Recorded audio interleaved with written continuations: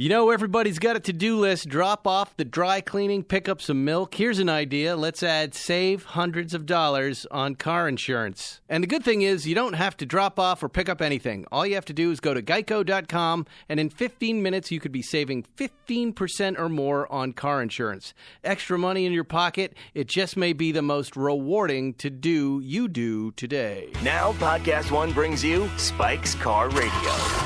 A downloadable cars and coffee, hosted by writer, comedian, and automotive enthusiast, Spike Ferriston. Now, here's Spike. Spike's Car Radio, you're listening. We're live to what? Disc, Will? Live to Disc here in Beverly Hills on a Tuesday morning, very early in the morning. Zuckerman's here. He was late. He's got some complaint about how I parked in the garage. Go ahead, give it to me. What do you have, Zuckerman? What did I do wrong? You parked next to the handicap spot. Okay. And I believe that handicapped people are more likely to need a wide door aperture for ingress and egress, and which increases the risk of a door ding. So you were trying to protect me? By telling you this, yes. Okay. What did you think I was going to do? I thought I had done something wrong. Well, you did. I see. But it's the Range Rover. Okay. I beat the crap out of that thing. You know what happened to the Range Rover? You know what I noticed? It's a very weird thing. That truck has, I think, a year of driving on it right now. And I was out in the front with the kids throwing the football or something. I'm looking at the back behind the wheels, behind the axle, and there's a big piece of plastic that, like this cover over the muffler, right? But it's hanging. It's pointing straight down. How does that happen? And I'm like, that doesn't look right, right? So, I get under the truck. Kids are like, why aren't you playing football? I go, I can't throw a football knowing that there's a big piece of plastic hanging off my new truck. And I get under, and these two bolts actually, were missing. And I'm looking at the thread, and it goes pretty deep, like as deep as your pinky. Look at your pinky and imagine that this is where that bolt goes into. So I'm like, that didn't just unscrew on its own because of speed bumps. Somebody stole those. I don't think someone stole them, or they're still drinking at the factory. No, here's what I did. All right, because I think the audience knows me at this point, and I think you know me a little bit too. I can't continue playing football with the kids until I fixed it. So I went into my garage, into my big bucket of screws and bolts that I keep like an old man, and I found two that worked perfectly. And validated you. You must have felt terrific. And they were from old furniture. You know when you put together IKEA furniture and you need the Allen wrench? They needed the Allen wrench. And I had two Allen wrench bolts. And I was like, God, I'm so glad I saved these. I'm going to be a hoarder. Years ago, Steve Levy, who you know, he bought a brand new Range Rover. Yep. And there was a handprint right in front of his eyes on the windscreen. And every time he took it to the car wash, that same handprint was there, and it made him enraged. He kept going back to the car wash. Will you get that handprint, or will you clean? It turned out the handprint was sandwiched in between the two pieces of laminated windshield glass. Drinking at the factory. They had to change the windshield on that car. And that's what they do. The British, do they even make those things in England? I think maybe. It's owned by an Indian company, right? Tatra? Yeah. Or Tata? Tata. I love that truck. I'm still liking it. It's doing that thing that you and I were talking about, how you drive them a little, you know, it's usually the 10-month period where things start to loosen up a little bit, right? Now, the only car I've driven that loosens up in a good way is GT3, where it really comes into its own as far as the motor and the drivetrain. But you know, GT3, year 3, we talked about the bucket seats that are rattling. Now I've got some noise in the Range Rover. That's I know predictable. Part of that was the plastic flapping in the back. Anyway, we have an excellent show today. We're going to do something, Zuckerman, we don't normally do. Lots of folks ask if they can just call into the podcast, and I say, no, I'm not interested in that. I don't want to be some sort of AM radio guy doing scratchy phone calls. However, I recently saw this Mission Impossible movie, right? Directed by Chris McQuarrie. Have you seen this thing? No, you told me everything I need to know about the movie. Fallout, right? And it had stunt sequences in it that were getting applause in the movie theater that I was in. Not, by the way, full of BMWs, which you're going to like, right?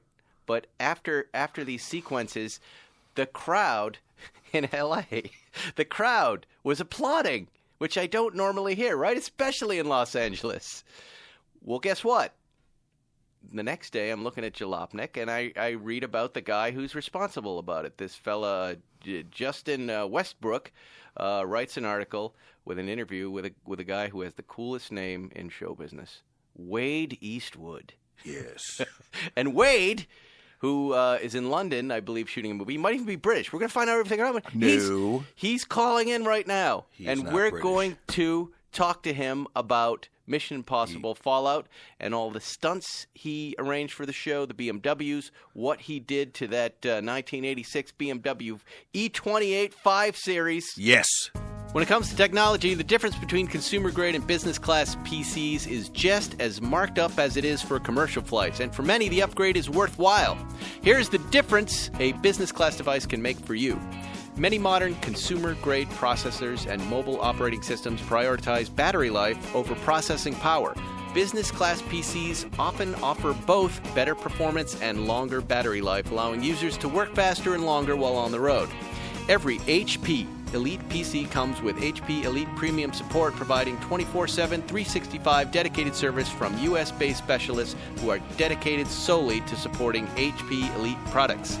Business class devices help their users take advantage of their advanced features with free bundled software that is not available or requires an additional purchase on consumer-grade PCs. For example, HP Elite family products come with security software and features that protect at the data, identity, and device levels to help keep proprietary data safe. To create images that have the impact you want as a graphic designer, you need a laptop with high computing power that can handle multiple functions. And when you're searching for a good laptop for graphic design, you have every right to be picky. HP has a go-to choice for graphic designers for years because our powerful laptops combine serious performance with a streamlined user experience. We strive to serve the pros, the beginners, and everyone in between. HP Elite PCs are designed to pass MIL STD testing for and are tested for 115,000 hours to HP's own testing standards to help ensure durability. New HP EliteBook 700 series notebooks are also made with Corning Gorilla Glass and a magnesium alloy chassis that's 18 times stronger than plastic. And right now, get an extra 10% off select 8th generation Intel-powered HP PCs with Spike. That's me until September 17th. When you go to hp.com/Spike. That's hp.com/SPIKE. You're using promo code SPIKE. You're listening to Spike's Car Radio. Very exciting. Wade. Hi. It's Spike. Hey, how are you? He sounds Australian. No, he's South African. Hey, this is Paul Zuckerman. How are you, Wade? Good, how are you? Good. Get it together, South Spike. African. It's like Australians, but with culture. Exactly. And brains. Don't forget the brains. A friend of Elon Musk, perhaps? Well, when it suits me. When it suits you. Well, very nice to meet you. What are you doing in London right now? I'm filming Men in Black redo, a new Men in Black movie with Chris Hemsworth and Tessa Thompson. Excellent. So you are the stunt coordinator and the second unit director for this Mission Impossible Fallout, correct? That's correct. The movie was outstanding, by the way. Thank you. I was just telling Zuckerman, the audiences here in Los Angeles were applauding for your sequences. Hey, Wow. Do you get that a lot? Well, I don't know. I mean, I don't. Is that the first time you've heard that? I hope we get it. That's the aim at the end of the day. I just haven't heard an audience react to a movie like that in quite some time. You just don't hear that. But it's a huge it's the timing. I think the timing is people are just a little sick of the visual, these big visual shows, these CG fests, if you like, and they just want a little bit of real gritty action and, stay with the character and feel the action and feel the pain, rather than, these big sort of computer games that you watch, which are also great, but I think the audience just want a bit of realism every now and then. So at what point, you're working with Chris McQuarrie and Tom Cruise, at what point does the stunt coordinator come in and go, I have some ideas? Or do you even do that? Do they come to you? Yeah, so I get involved pretty early on. I was on the movie nearly 2 years, so I get involved in the early script stages with them, and on a movie like that, and we create together because the action drives the story a lot in a Mission Impossible movie. You know, it's a lot of action in the film. So yeah, it's very much a collaborative effort from the start. I get involved very early on and help write the action sequences with McHugh and with Tom. So it's a great creative process. It's a very sort of fulfilling creative process. Here's what I'm having trouble understanding though is when you're sitting down, at what point in the script process? Is there a script that you then go in? Do they say cool action sequence here, and we'll deal with that later? Do they really do that? Yeah, it's normally we have an outline. We have a guide of what we want to do, and because we work together quite a lot, we know where we're going with it. But there's a guide, there's an outline. This is what we need. This is this is what we have to achieve. This is the mission objective, and it's how we do it. And we don't just create a whole bunch of action for the sake of it. We create a sequence at a time as the story evolves, and then we see where it takes the character. And if it's taking them to a good place, we carry on down that path. If it's taking them to a place that's action for the sake of action, then we bring it back to story and character again, and try and keep the emotion and that sort of subjective filmmaking approach, and take it back along that path. So we keep pushing. I push one side, Chris pushes another, Tom pushes another, and together, we all seem to push in the same direction. My impression of Tom seems to be he pushes harder than anybody else. He pushes hard. We all push hard though. He's 100%. Which is what you'd expect from him. He's just very passionate about it. He loves it. It's his life. He really loves it. He loves film. Now, before we get to the BMW sequence, were you also in charge of the sequence where he's jumping building to building and he famously missed and broke his ankle? Yes, I was. Yeah, I did the whole movie, so beginning to end. Yeah, as the second year director and stunt coordinator. So it's it's two sides to it. You're there on the action and setting camera, as well as you're there on the coordination. So it works throughout the whole film. So take me through that moment. That was the smallest sort of stunt of the film, if you like. I mean, it was after what we did. I mean, dropping them out of helicopters for real and all sorts of things. Nothing was fake. Nothing was green screen. So that was by far the smallest stunt, and we've done stuff like that with Tom before. It was, you have a line obviously to stop you falling to your death, and you have another one to stop you hitting too hard, but making it look like you hit too hard. Oh my God! But what you can't control are the limbs. The limbs are down to the person doing it, and we did a whole bunch of jumps with a double for lining up the cameras, and did 30-odd jumps. It was all fine, and 3 or 4 with Tom, which he was great. It was really good. But he really always wants that extra 5%, that extra something. He wants the audience to believe that it's not fake. Like, he really is jumping. So we're not helping him with assists, and we're not giving him little pops with a ratchet and stuff. He's having to run at that pace to make that jump as if it's for real, as if his life really does depend on it. And if it's fake, you can be the best actor in the world, but the audience still see from your body language. So we sort of got it, but he just wanted that one more. He just wanted to reach, and we said, just make sure when you reach, you don't stay reached for too long, because obviously your leg's way out in front of where the body's going to stop. Right. And he just held it a bit too long, and he locked the leg. And same that can happen with a stunt double very easily. But Tom just gives 110% performance, and he was so concentrated on that camera angle, looking at him, and that that leap and having that perfect profile. And if you look at that profile on the shot, I mean, it is the perfect leap. The one leg tied back, the other one fully outstretched. He really went for it, 110%. And he just stayed extended that nanosecond too long, and it bent the foot back in a funny angle and did that. And it's one of those things. I mean, he was so apologetic afterwards to everyone, but it didn't need to be. It wasn't his fault. You can't blame the guy for giving 110% every day. So. It was good, and also in all fairness, the film needed it. We were bottlenecking on the schedule so badly, and we had so much stuff to shoot, and we really needed a little break. I think the crew's also welcome the family time, a little R&R, with the family. So we were all more than happy. After he plants the landing, he climbs up, he limps away. Was that an authentic limp, or was he acting that limp? No, that was 100% authentic. I mean, oh, geez, because it hurt. I was hurting in the audience watching it. the talus is a funny bone. I wouldn't have appreciated the pain as much. I broke my talus on the same job about 2 months prior to Tom. Mine, unfortunately, he reminds me constantly, was on the weekend doing motocross and having fun, not at work like his. But it's the worst bone I've ever broken in my life. The talus, the talus is not the funny bone. The funny bone's in your elbow, but the talus is the funny bone. He was saying it was a funny bone to break, exactly. not the funny bone. Zuckerman is a personal injury attorney, so he deals with breaks and injuries.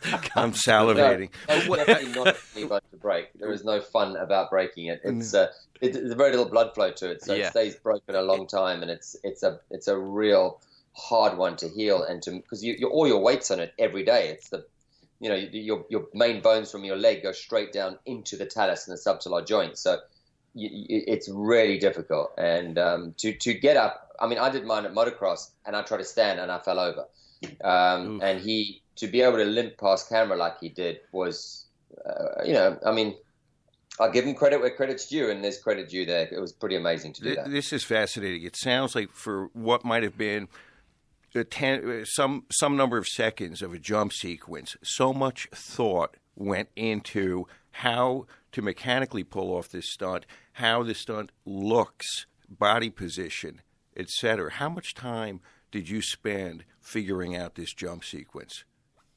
The jump sequence, not long at all. We rehearsed the day before with the double, just to line it up. A few seconds, 5 minutes. It was, I mean, the jumping from building to buildings in our job, in our business, you've got a good team behind you and stuff. It's not rocket science, but the reason missions are the way they are and Tom's the way he is we're not looking at just jumping across a building. We could have done that in one shot. We really want to take the audience on the journey with us, and he really pushes for that little bit of detail. That how do we keep them engaged? So it's not just a stunt. It's not just a wide shot of a stunt and Tom Cruise doing a stunt, because he doesn't do them just to make the papers. He makes the paper enough being Tom Cruise. He doesn't need to do all these stunts. It's not ego-driven at all. He does them because he loves them. And if they fit the story, he just wants to do it. So that's where I think Mission and Tom differentiate from others.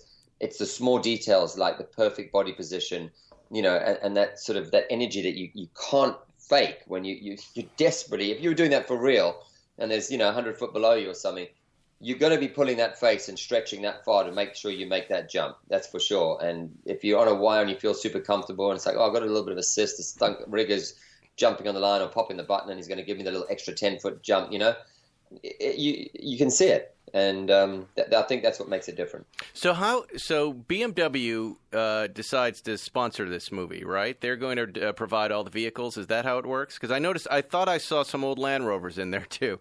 Take us through the manufacturer deal. Who puts that together, and how is it brought to you? That is beyond me. BMW have a relationship with Mission Impossible, with the franchise, and with Tom. The ins and outs of it, I don't know. All I know is we get lots of really cool BMW M-Spec toys to play with. So you premiered the new M5 in the movie, but the centerpiece scene is this 86 BMW 5 Series, this E28, right? Love that car, the E28. But let me just ask you, how does that car get introduced to script? Is that you doing that? Is it It's a collaboration. So the production designer, Peter Wenham, who's phenomenal, he's also a bit of a petrol head, bit of a car nut. Mm-hmm. So he starts looking at pictures of cars and things that design-wise fit into the film. And because obviously it's action-based and I'm an absolute car nut too, I race cars and stuff. So we had a close relationship looking at cars, and he bought the E28. He bought a whole bunch of cars, and then he bought the E28 in, and I was like, it has to be this car. I mean, this was a car produced only in that era, Germany and South Africa. In South Africa, where I'm from, right. I remember it being launched. It was an absolute epic car, drift car. It was just great, bulletproof.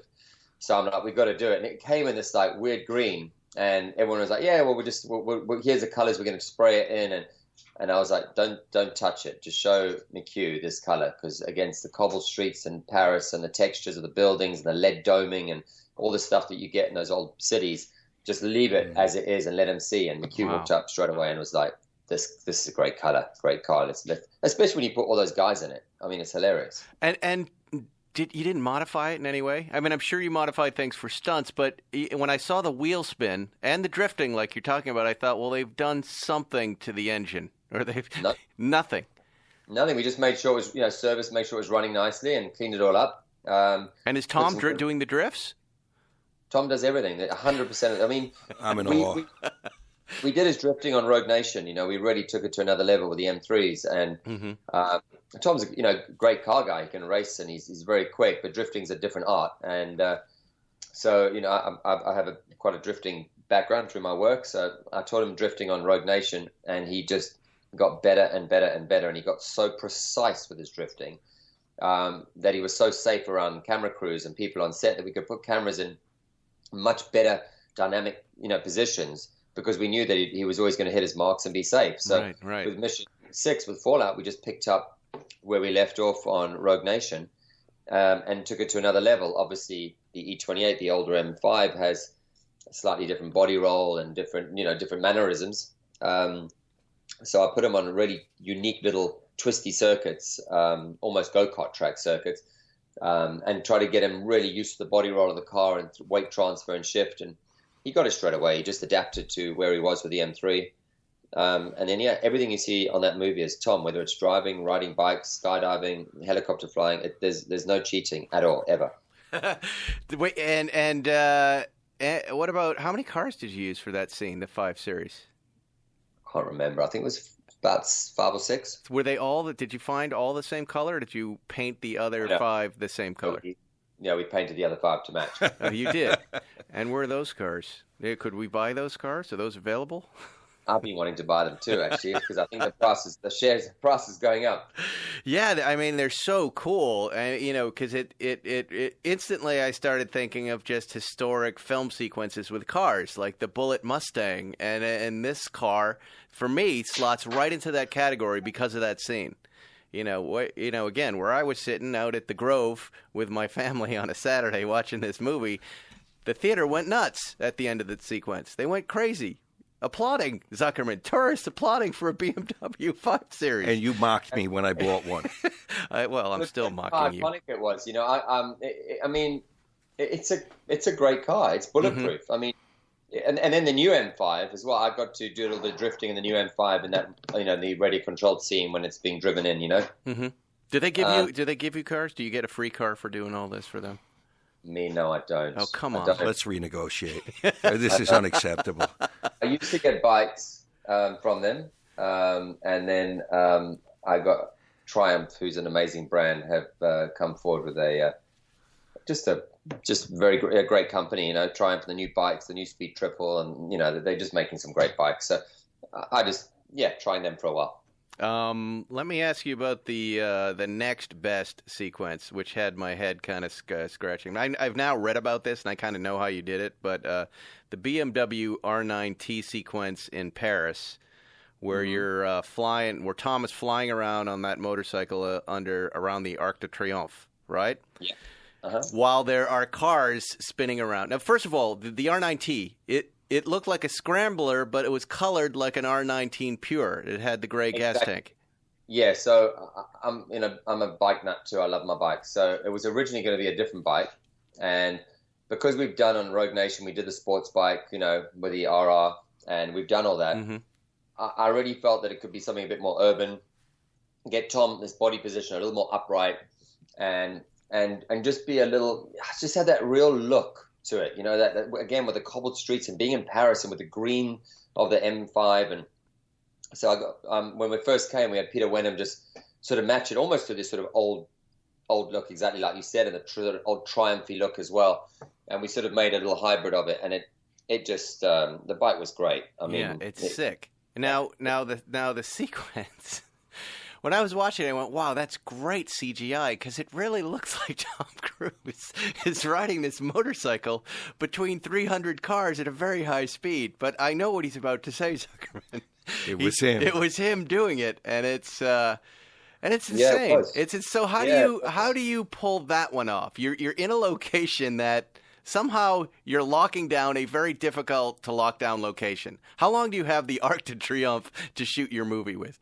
So we had very very strict guidelines with the Arc de Triomphe, and it was amazing because we were there, watching the sunrise. I remember I was sitting on a bench waiting for the sunrise. No kidding. As stressful as it was, it has to make you smile. I mean, you're in the middle of Paris. You're about to own the Arc de Triomphe for an hour. Oh, that's awesome. It was incredible, actually. The pictures are phenomenal from that morning. But, so basically we had an hour.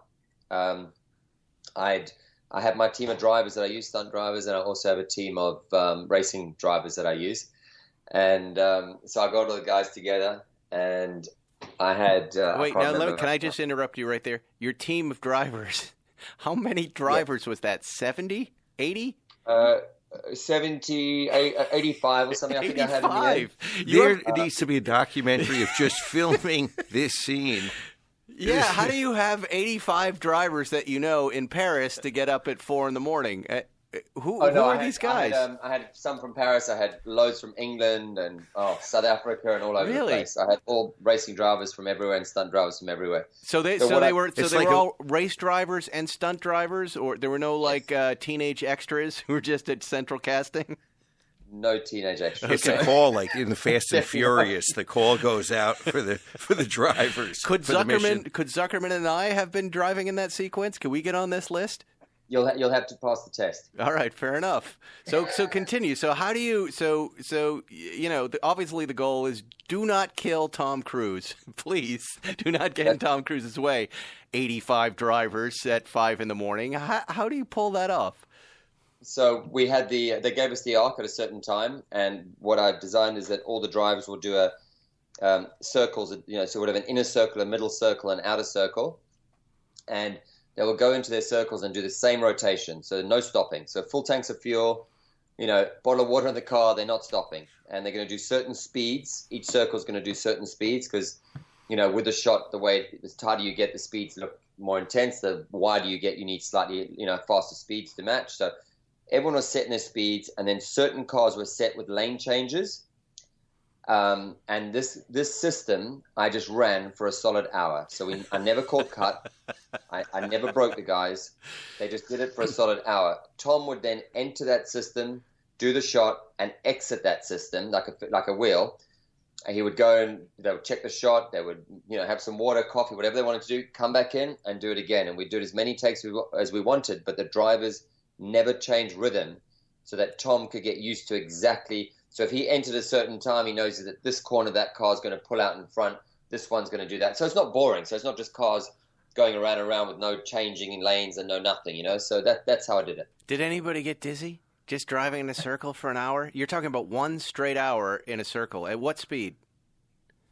Oh, different speeds, 30 mile an hour, 40 mile an hour, whatever it is, 60 mile an hour. But so no bathroom breaks for anybody. Nice. Just get in the car and go. It must not be a nice boss because I actually never stopped to ask if anyone got busy. What did you want to ask him? I just want to know, how do you become the Mission Impossible guy? Where did you start, and how do you get to this place where you're running Mission Impossible? He also races Formula 3. But it's a very good point because, we're talking... when you think of stunts, you go, well, that's easy. But it's not. It's skydiving. It's holding onto the side of airplanes. It's jumping from building to building. Did you raise your hand in second grade and say, I want to be a stunt coordinator? How does this happen? I think it's because I didn't raise my hand in second grade that I became one. Yeah. Where do you start with this career? But I think Zuckerman, he brings up a question that I've been wanting to ask you too. When you get into an area that you don't have expertise, how do you handle that? Like, has there been a stunt in this series where you go, you know what, clinging to sides of military transport planes is something I really haven't trained to do. So, how do you approach a stunt like that?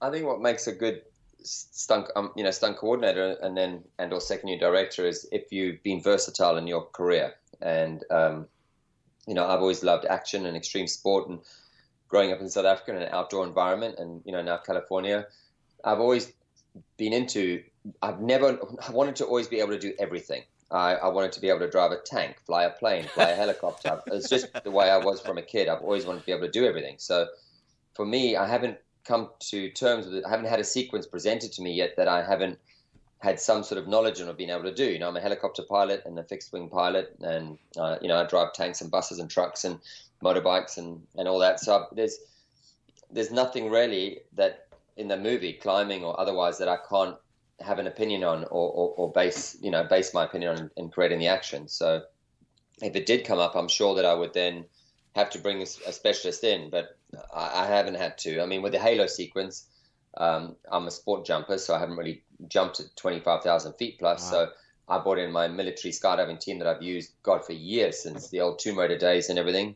Alan, who's fantastic, I brought him in just to make sure that we were correct on all the equipment, making sure the oxygen was right, the lighting in the helmets, everything was tested and to that military standard for doing halo jumping. So again, that's beyond my sort of 15,000 foot sport jumping heights.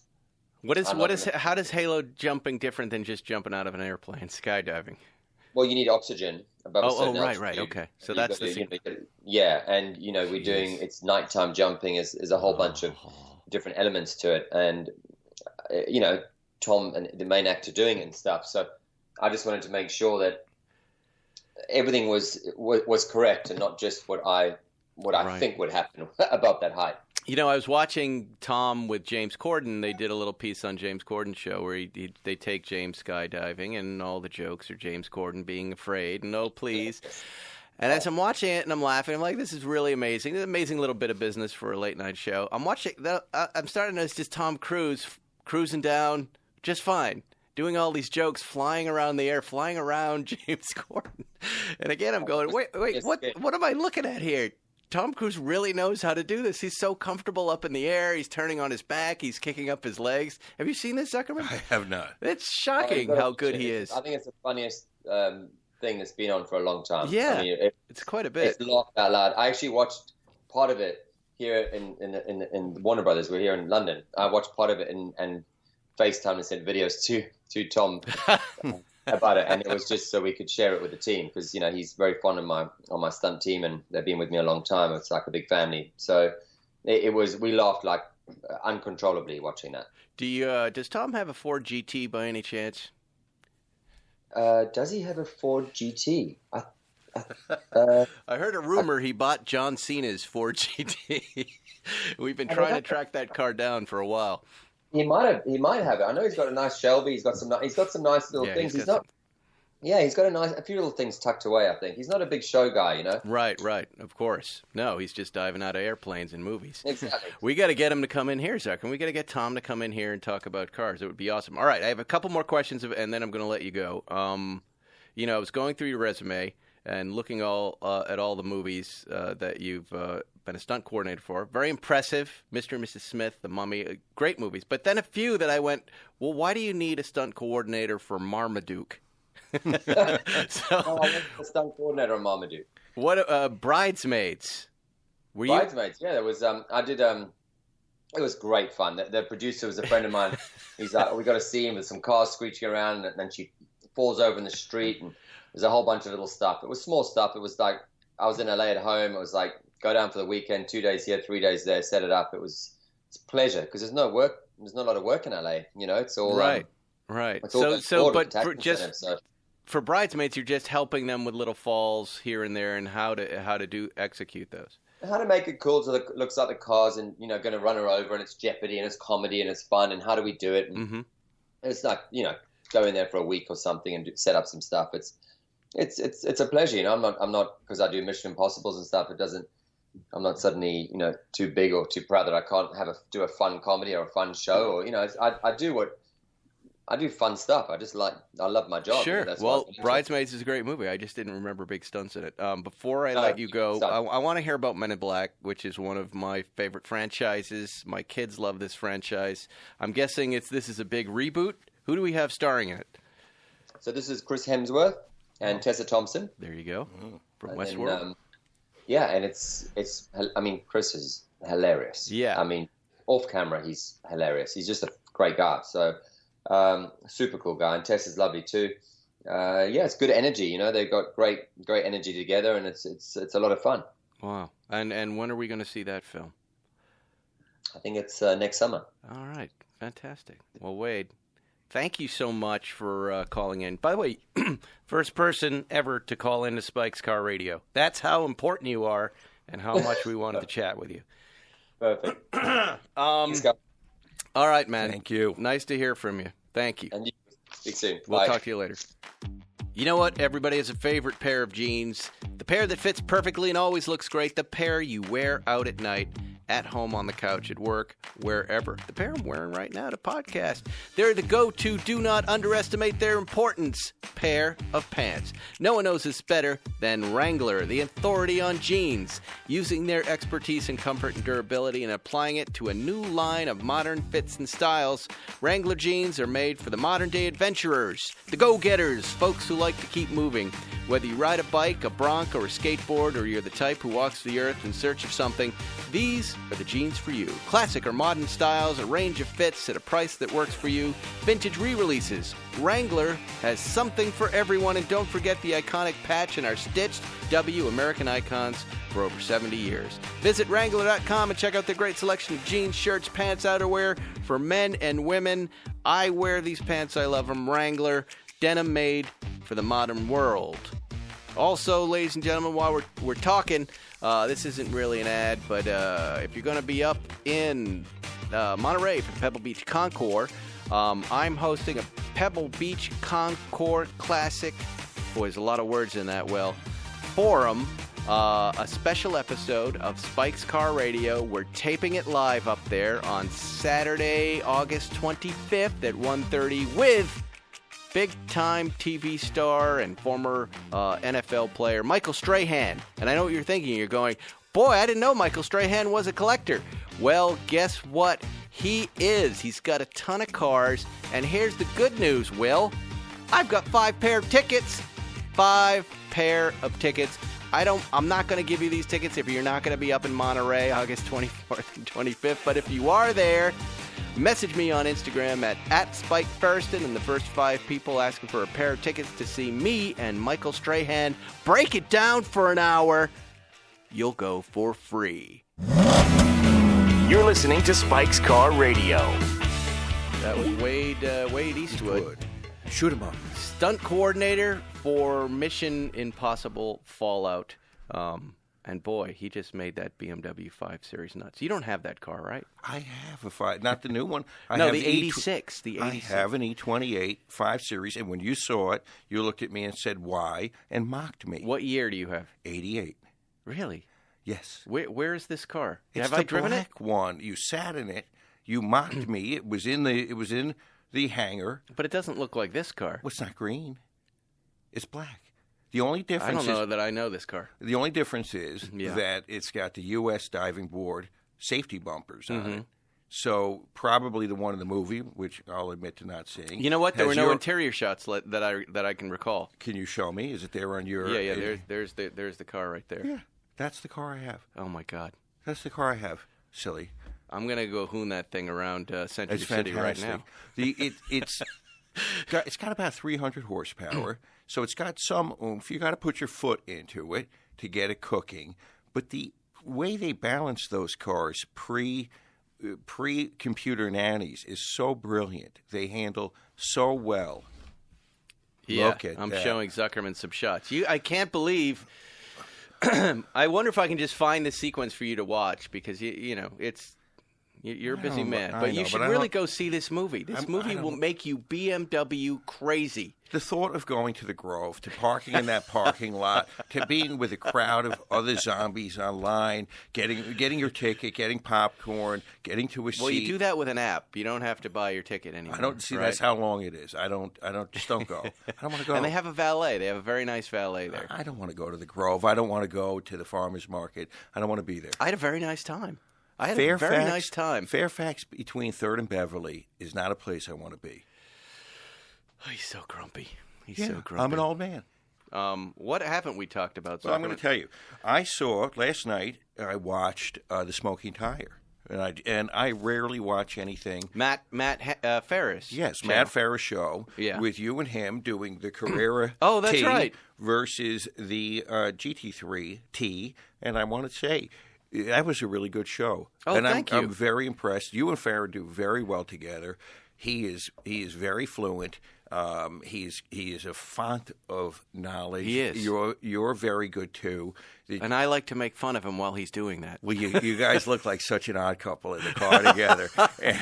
I'll tell you something. He was driving our GT3T very fast, I could very tell. quick around those and turns. that's what I was going to say to you. The way he has the camera set up with inside and with a spot where there are two outside cameras and one in each direction, you really get the notion of speed. And I think he can drive. Okay, let me break down the stunt coordinating For and that. second unit directing for what you just said. Okay, any of the exterior shots where you see cars driving, that's me. Really? Yeah, I'm driving the car at that point.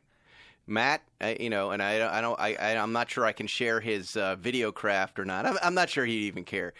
Because it's just the two of us out there, and he does this while he's by himself. We're on this long, deserted road. And he said, all right, I'm going to set the camera up. He's done this 1,000 times. It was so great because we shot this video in under 2 hours. He goes, I'm going to put the camera here. He doesn't even tell me that. He just goes, I want you to drive this way, out fast, back once, back twice, 1, Right. 2, 3, 4, like that, and then come back. And he goes, just don't run over my camera, but get as close to it as you want, like Tom Cruise, and drive as fast as you want. So all of those shots where the cars are moving, that's me, pulling out of the dirt and coming around. And by the way, in the article he wrote that I was over-revving all the time. I didn't. I over-revved once. Once. You didn't even over-rev. And I was doing it because I wanted to touch 9 for a little while because that's what he was asking me to do. It just went, nah. I am like you. I like to be in the power band. I like to have the RPMs up a little bit. I like to be able to have instant horsepower and torque on command. And I personally think that these GT3 engines and Porsche engines are designed for higher RPMs. You're not driving a Mustang. You're not driving a big Chevy. No. So I thought it was really fantastic. I could see you guys like that Carrera T. Do you think that that's a buy at, say, 115 grand? Yeah, that's your daily. If you really need kind of a race car, light like Porsche car to feel that you have something that's different than just your normal 911, that's your daily. You want to shift some gears, you want to drive it. It's a little squirrely in turns, and it's up higher. You would notice it right away. It's the suspension's higher, and when you turn in, you don't have as much hold in turns. But that's not what daily driving is about, right? You've got something really fun to take to work and take home. I loved it. I just didn't like the color red. In red. Yeah. Like your car. I know. You're a dickweed. So because I drove a Carrera S, the 2018 Carrera S, down to Mexico over the weekend. And, again, that car is set up a little higher. It's not handling at all like a GT3. So I'm sure it's somewhat similar to that. Do you think that there is an argument that car is going to hold value? Well, how many did they make? I do not know. That would be the big question. But no, it's got less horsepower. Could you feel that it had a base engine in it? The Carrera T? Yeah. It's got enough to have fun. It's not thrilling. I don't know. You We're know what I mean? spoiled. We're spoiled, right? Exactly. There are very few cars that I go, oh, I better be careful. McLarens kind of make me do that, right? The GT2 RS is going to do that for sure. Cars like that, Carrera GTs, those are the ones you go, okay, I need to respect this animal, learn how to drive it, and if I'm careless, I'm going to die in this thing, right? The Carrera T doesn't do that. It's fun. It's a fun car. When you guys were in the GT3T, that made me want to buy 5. Why? It's so exciting to see you guys driving it, to see your reaction, to hear the noise as it's passing, approaching, and coming back. It's really, that was very good. And you know what he left out of the video, of course. Which was? One person died in the making of that video.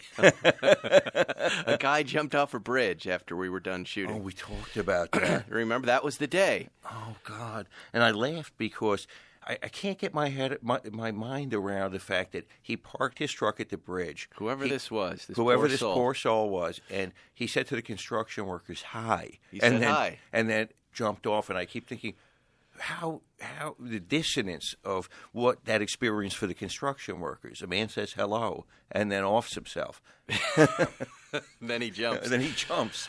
I was texting Matt yesterday about that and the video and thanking him for involving me, and he said, I think I told you this, he was pulling into his house, and he went, "Oh, fuck!" I went, "What?" He goes, "Oh, the garbage truck broke my Ring camera again." I'm like, the garbage truck or his security camera? He's got one of those security cameras over his door that has it. It's on a little clamp or a bracket, and then the camera looking down. I'm like, dude, well, that means you've got some good video. Send me the video. It's the best video I've seen. Makes me so happy. He goes, "It's the second time that's happened." I go, "Second?" I go, "All right, we'll put Zuckerman on this thread. We're going to sue the city." I just like it's like Isn't it the funniest video? It is. It's like a fuck you from the garbage man. So what you see is just the camera is pointing out to the street, and you see the green garbage truck pull up, and its claw reach out, and it lifts the garbage can right in front of the camera, and it empties the garbage. But then as it comes down holding the garbage can, it just goes conk and hits that camera, and then the camera swings and goes down. It's a very, very satisfying image. I immediately told Matt, "Why is this not on your social media?" You versus the garbage man is one of the greatest battles I think you could. I mean, I would rather see that comparison than the GT3 and the Rarity. I would like to see this fight progress. And I know, come on, there's no way that guy is doing that by mistake, because Matt said he did it once, right? He then called the city and then filed a claim and never heard anything. This is what happens. But I'll bet you that guy heard about it, right? And then he's like, "I'm going to do this every week." Yeah, because when you don't tip the garbage man at Christmas, this is what happens to you. When I was a kid, my father forgot to tip the garbage man one year. Right. And he used to throw, the garbage man would come. This is when we had pails, and they'd jump off the back, and he would fling the garbage pails all over the place. And my father every week would be cursing about the garbage man not leaving the pails where he was supposed to. Yeah. No, we have good garbage men here in L.A. I remember they used to stop for the kids and let do all the garbagey things for them. And then my kids used to make me go to the garbage dump open house. Have you ever done that with little kids? It's it's always in the middle of July, and it's always 100 degrees. And wait, you're walking into a sanitation zone, so it just stinks. And it's all of these really unhappy parents and really happy kids, and they could give them little garbage cans. And this is one of the saddest moments of my life. I've told you the story, I think. Wow. When I was I'm listening. Listen, when I was 5, yep, my Aunt Irene came to me and said, "What do you want to be when you grow up?" Right. And I said, "I want to be a garbage man," because I wanted to be on the back of the truck jumping. You are a garbage man, and Zuckerman. She started screaming at me, "Take it back. Take it back. You're going to be a doctor or a lawyer. Going to be a doctor or a lawyer." And she called for my mother. My mother ran into the room to see what the shrieking was about. And Aunt Irene screaming at me, "Tell your mother what you said. Tell your mother what you said." and I said, and I had to confess that I wanted to be a garbage man, and then berated for having such a dream. Well, there you heard it, Fucked folks. me up for life. When Zuckerman was 5, he came out as a garbage man. And they gave him corrective therapy and turned him into a lawyer. And it worked. It worked. But you could be a garbage man right now, Zuckerman. You could just be your true self if you wanted to be. Listen, if I would, actually what I want to be right now is the valet parker. I'm going to retire, and that's going to be my hobby, because I can't stand the way people park their cars. Do you know what my version of that is? By the way, that was a great job. You know what you're doing every day, and it's easy to accomplish. You get it done. I wanted to be the guy that drove the road grader. You know what the road grader is? Tearing up the... Yeah, it has that big plow right in the center of it. That, to me, was either that or the guy on the back of the fire truck. Yeah, the steering the back. That was it, right? Steering in the back. By the way, I would still do those jobs. I would steer the back. As long as I can keep my podcast and talk to all of you at home and at work and on the road, I'll take that job as a running the road grader. You got to figure at this point, they would have a computer that can drive the back of the truck. Oh, but give people, me any ideas. I just figure that they love it so much. Yeah. They're not giving it up. Like the pole. It's not really the best system, but Porsche did adopt it in their GT3s and had it controlled by a little computer. And now we've got that rear steer. Look at that. All right. Maybe that's where it was inspired. Well, ladies and gentlemen, we've had We've had an odd little podcast here. We had our first little phone call. We talked to the Mission Impossible fellow, Wade Eastwood. Wade, thank you so much for chiming in. We've learned a lot about Tom Cruise. You What? have to give what I think is the most important fact of Mission Impossible 6. Okay. Tom Cruise at his age. Yes. Tell everybody. Okay. This is a really insane stat. But Wilford Brimley was younger when he made Cocoon, was younger than Tom Cruise when he made this latest Mission Impossible. Wilford Brimley was 50, 51, or 52. And looked 100. And looked 100. And Tom Cruise, who just made Mission Impossible 6, I think, he's 56. Yeah. So think about that, ladies and gentlemen. This has been Spike's Car Radio. We'll see you next week. Real quick before we go, if you're looking to buy a car, you're probably familiar with terms like MSRP. You might even know what it stands for. But what does it actually mean? The same goes for invoice, list price, and dealer price. It's enough to confuse anybody. All you're really looking for is a price that actually means something. Introducing True Price from True Car. Now you can know exactly what you'll pay for the car you want, including fees and accessories, before you even get to the dealership. True Car dealers will show you the true price on cars like the one you want, all from the comfort of home.